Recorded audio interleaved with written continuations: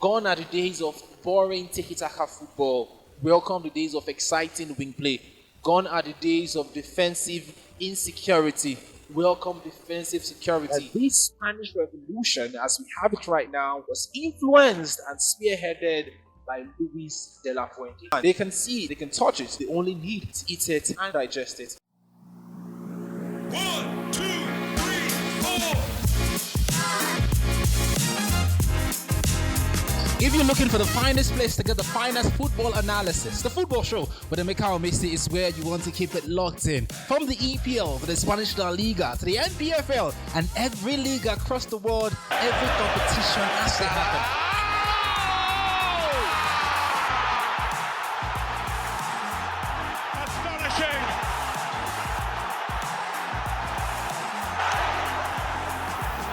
Emeka Omisi will be here every single time to give you the latest football stories, football juicy analysis, and everything in between. You want to catch up with everything football? The Football Show is where you want to be. The Football Show, where football lives and breathes. Plus. Manchester City are still alive here. Balotelli, Aguero!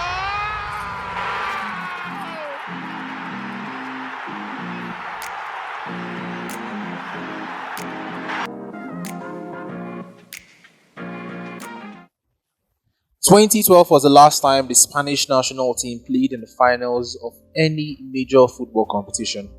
2012 was when we had the likes of Xavi Hernandez, Andres Iniesta, Xabi Alonso, Sergio Busquets, David Villa, Sergio Ramos, Cesc Fabregas, David Silva, and a host of exciting world-class players. But 12 years later, the Spanish national team are in the finals of the Euros, but this time with a different style, a different coach, and a different mentality. Welcome to the Football Show. My name is Umisi Daniel Chukwuemeka, and today I'll be previewing where the Spanish national team has come from and why I think Spain under Luis de la Fuente are favourites to win the Euros. This is no longer news, of course. If you have followed the Euros so far, you would not be surprised that Spain are now favourites. What exactly makes them favourites? I like to start my podcast by going back in time. History, they say, is how best we understand what is happening today. Contextualizing history vis-a-vis what is happening in the current times helps us to appreciate things more or less. And in 2012, when Spanish team were at the peak of their football, when they were coached by Vicente del Bosque, when everybody shivered and quivered at the foot of the Spanish national team, they played differently. They had a different mentality. 2012 saw Spain play with 6 midfielders. Well, some would say some of them were wingers, but were they? Cesc Fabregas, Andres Iniesta, David Silva, Xavi Alonso, Sergio Busquets. All of these guys playing in a 4-3-3 formation that switched every single time they went forward and when they defended. But 2012 to now, Spain do not play like that anymore. Tiki-taka is still there, but it has evolved from just that boring passing game to one that is a lot more direct. One where wingers are as influential as the midfielders are. In 2012, we had Fabregas playing as a false 9. In 2024, we have Alvaro Morata playing as a through 9. In 2012, it was David Silva and Andres Iniesta playing as wingers. In 2024, it is Nico Williams and Lamine Yamal playing as wingers, while 2012 had midfielders who could drive the ball into the box 18, but not with pace, instead with passing drills. In 2024, we have players with individual brilliances who can take on defenders and leave them for dead. And so for me, while we will talk about the brilliance of all of these players, the Lamine Yamals of this world, the Nico Williams of this world, the Rodri, Dani Olmos, Fabian Ruizes, we should not forget that this Spanish Revolution, as we have it right now, was influenced and spearheaded by Luis de la Fuente. I am so enthralled by the fact that a man who was at the doldrums of coaching in the biggest leagues in the world, a man who many only remembered as being the coach of the under-19s and under-21s of Spanish male teams, is here now. 12 years since the Spanish team last got to the final, and De La Fuente is the man leading them on. A lot of changes has happened, like I mentioned before. But some of the beautiful things I think De La Fuente has influenced in this Spanish team is how they play. Gone are the days of boring tiki-taka football. Welcome the days of exciting wing play. Gone are the days of defensive insecurity. Welcome defensive security. Gone are the days of Barcelona and Madrid players making the bulk of the team. Welcome everybody who is good enough, doesn't matter where you play, playing for the national team. Welcome, gone are the days of everybody knowing just how Spain will play. Welcome the days of absolute dynamism in how the Spanish national team plays. Gone are the days when you were scared when a team is on the offensive against Spain. Welcome the days when you can put your money that Spain can withstand any attack. You think I'm lying? You think I am just making this up? Remember Germany? How Germany came with waves and waves and waves of attack against the Spanish, and how they withstood it until Florian Wirtz happened. Remember the French national team, how in the second half they dominated possession but could not get a sniff at the Spanish goal. Remember what happened against Georgia when they went down 1-0 but were so good that they tore the Georgians apart in 65 minutes afterwards. This is a Spanish national team that is refreshing to watch, exciting to watch, and confident too. This is a Spanish national team that you can tell your friends and family, go watch them, and I'll be certain you would enjoy yourself. So I love to say that the Spanish team has been impeccable. But another thing I've also noticed is that Luis de la Fuente is not afraid to go dirty. The players are not afraid to go dirty.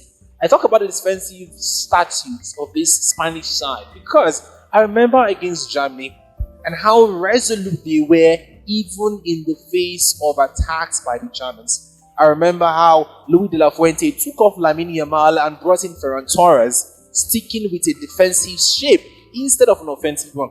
I remember how we had 10 players of Spanish red shirts behind the ball while the Germans came at them. And this isn't something you often see with Spanish teams. And they're often very headstrong in their ways, always wanting to hold the ball, always wanting to pass you out of your senses. But these days, the La Fuente and Spain do not mind running for the ball. They do not mind suffering for what they believe in. The goal is to win. The goal is not to own possession. While possession is beautiful, possession do not win you games. Goals win you games. And I'll use the word of David Udeyin. I am not fighting because I want to fight. I am fighting because I want to win. I don't fight to lose. I fight to win. And Luis de la Fuente and Spain are not fighting just to fight. They are fighting to win. And they are one game closer to getting to their promised land. Can they do it? I think they can.